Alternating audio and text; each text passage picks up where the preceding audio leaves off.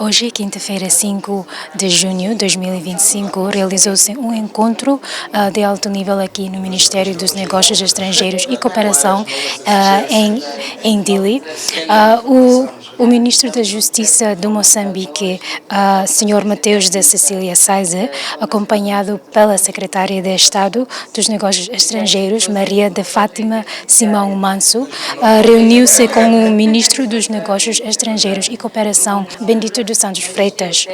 O encontro teve como objetivo reforçar as relações bilaterais entre Timor-Leste e Moçambique, dois países irmãos unidos pela língua portuguesa e por laços históricos e culturais.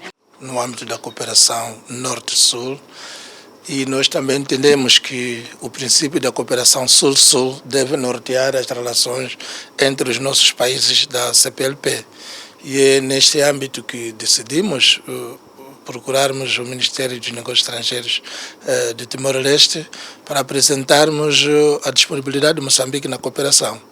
Lembra-se que no ano passado tivemos um memorando assinado no Maputo, no âmbito da visita do presidente da República de Timor-Leste, e é neste âmbito de verificação e avaliação do memorando assinado que viemos para o Ministério dos Negócios Estrangeiros. E achamos que estamos a bom caminho na cooperação e Moçambique está disponível para continuar a cooperar com o Timor-Leste para o desenvolvimento dos dois povos.